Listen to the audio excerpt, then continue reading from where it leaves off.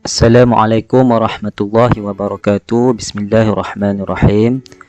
Hari ini kita akan sambung pembelajaran pendidikan Islam tahun 2 dalam bidang adab di bawah tajuk Kekasihku Rasulullah SAW bahagian 2. Pada minggu lepas kita sudah belajar adab mengasihi Rasulullah SAW. Macam mana kita nak beradab terhadap Rasulullah SAW.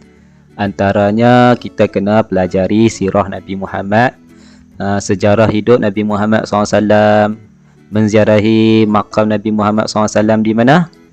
Ni gambar ni kan, di Madinah, Masjid Nabawi. Kemudian sentiasa berselawat kepada Nabi Muhammad SAW.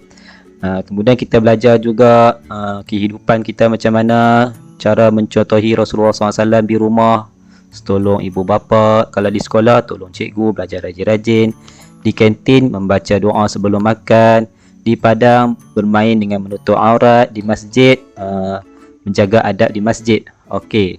Baik, pada hari ini kita akan sambung pula apakah kepentingan mengamalkan adab-adab mengasihi Rasulullah SAW. Apakah yang kita dapat jika kita mengamalkan adab terhadap Rasulullah SAW?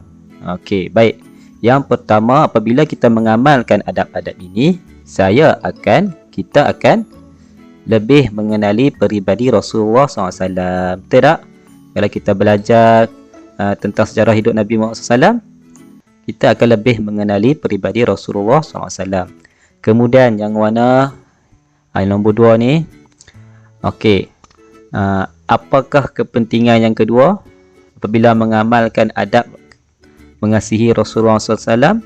Yang kedua, kecintaan dan keimanan kita kepada Rasulullah SAW bertambah. Okey, ialah kita selalu belajar, selalu berselawat, iman kita akan makin bertambah. Beriman kepada Rasul tu kan, rukun iman, akan bertambahlah iman kita insya-Allah. Kemudian apabila mengamalkan adab-adab mengasihi Rasulullah SAW, yang warna hijau ni, yang ketiga, kita akan sentiasa meneladani ataupun mengikuti akhlak baginda Rasulullah SAW di dalam kehidupan seharian kita. Macam hari itulah, kalau kita belajar tentang Nabi, kita akan ikutlah apa yang Nabi buat. Kita akan mengikuti apa yang Nabi buat. Sebelum makan baca doa, menghormati ibu bapa, sembahyang tak tinggal. Okey, baik, rajin belajar. Kemudian kepentingan mengamalkan adab yang kedua, apabila mengamalkan adab-adab mengasihi Rasulullah SAW, kita akan mendapat rahmat daripada Allah Subhanahu Wa Taala dan syafaat daripada baginda Nabi Muhammad SAW. Okey, apa itu syafaat? Apa itu syafaat? Syafaat ni pertolongan Nabi, pertolongan yang akan kita dapat ketika di akhirat nanti, di padang mahsyar. Kita akan dapat syafaat Nabi, pertolongan daripada Nabi bila kita selalu berselawat, mengikuti apa yang Nabi ajar. Okey, seterusnya kepentingan mengamalkan adab mengasihi Rasulullah yang berapa? Kelima. Orang ni kita akan menjadi umat Nabi Muhammad SAW yang baik. Ni kita nak ni, kita akan menjadi umat, contoh umat Nabi Muhammad SAW yang baik. Okey, bila kita mengamalkan semua, mestilah kita akan melakukan perkara yang baik sahaja. Baik, itulah antara adab-adab mengasihi Rasulullah SAW. Baik, seterusnya Ustaz nak kamu buka buku aktiviti kamu warna kuning tu, muka surat 139. Okey, senang saja arahan dia, kelas dan suaikan. Ni nampak, suaikan. Dekat sini ada jawapan, suaikan. Okey, bulat yang pertama ni, adab terhadap Rasulullah SAW. Apakah adab kita terhadap Rasulullah SAW? Menziarahi makam Nabi contohnya, baca buku sirah Nabi. Okey. Kemudian yang bulat yang bawah ni, kepentingan mengamalkan adab-adab mengasihi Rasulullah SAW. Tadi lah kita belajar tadi, apakah kepentingan tadi? Ada 5 kan?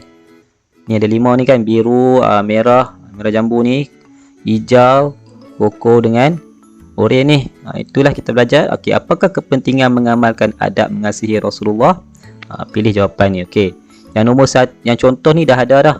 Basri membaca selawat ke atas Nabi Muhammad setiap hari. Itu apa dah? Itu adab terhadap Rasulullah berselawat. Nombor 1, mendapat rahmat Allah dan syafaat Rasulullah SAW. Baru sebut tadi. Adab ke kepentingan mengamalkan adab mengasihi Rasulullah? Suaikan kat mana. Nombor 2, menziarahi maqam Rasulullah SAW. Ini apa dia? Adab ke kepentingan? Nombor 3, membaca buku sirah Rasulullah SAW. Ini adab terhadap Rasulullah ke kepentingan mengamalkan adab-adab mengasihi Rasulullah? Yang keempat, meneladani akhlak Rasulullah SAW dalam kehidupan. Ini apa dia? Adab terhadap Rasulullah ke kepentingan mengamalkan adab Rasulullah SAW? Yang kelima, menjadi umat Nabi Muhammad SAW yang taat dan baik. Yang tadi tu, adab terhadap Rasulullah ke kepentingan mengamalkan adab mengasihi Rasulullah? Senang saja, suaikan. Okey. Jadi nanti Ustaz harap kamu dapat menjawab dengan baik. Jaga diri baik-baik, teruskan usaha. Semoga berjaya. Assalamualaikum warahmatullahi wabarakatuh.